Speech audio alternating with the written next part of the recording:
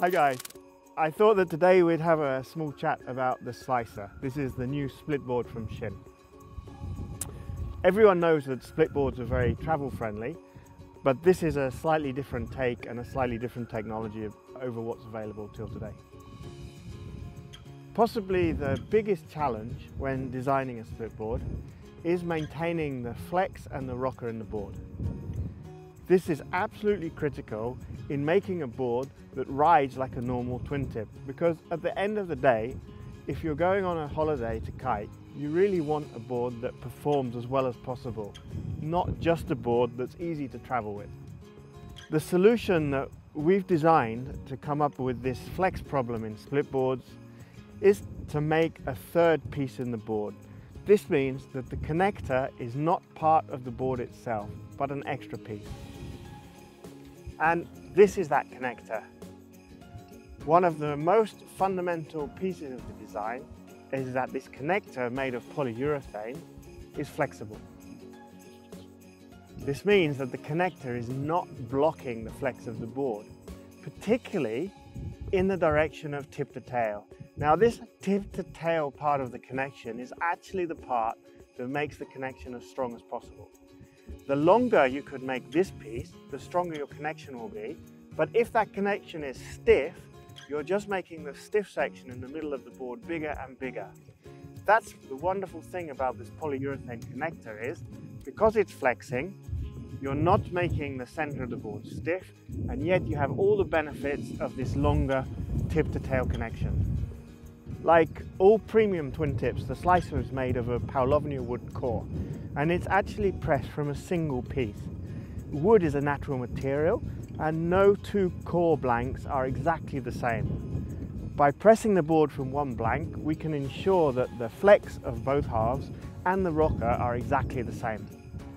Once we've pressed the board, we then precision CNC the cut here to convert it into two pieces. Note that the connector is ridden on it toe side and heel side. This is important because though it may appear that you can put it on either way, the connector is molded with the same elliptical concave that the board shape has.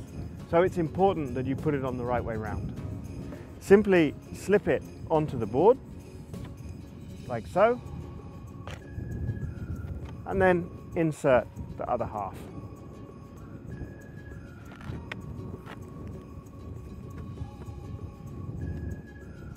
The retaining pins simply slide in from the side here, like so, and close. The beauty of this retaining pin in this direction is the fact that when the board flexes, it's actually rotating around the pin. The pin becomes like a hinge in the center of the board, and there's no direct structural load on the pin or the laminate around it. If you fix the board from tip to tail from one side to the other, when the board flexes, you compress the fixing, and when the board flexes back, you extend. And this creates weak spots in the board. So this perpendicular pin is really a critical aspect of the design.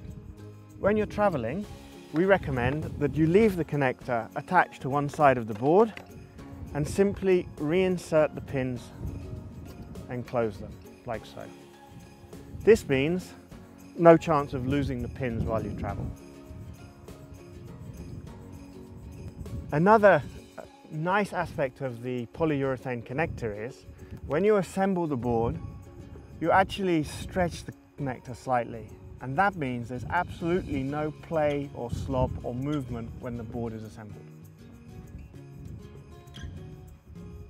But till now, all we've talked about on the Slicer is the connection, and that's important, but if you're spending your hard-earned money on a kite vacation, what you really want to know is, how does the board perform?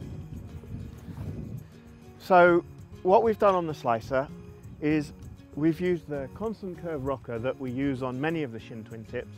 This gives great even foot pressure, it's great in chop, very good edge grip. We've gone with a single elliptical concave through the middle of the board. This is really good for early starting and also really good for upwind performance. And then in the tips and tails, we have a new stepped configuration. This is giving extra rail grip and more pop for takeoff. So if you're going to have a split board, you're probably only taking one board on your vacation with you, and it needs to be really all-round board. And that's exactly what the Slicer's been designed to do.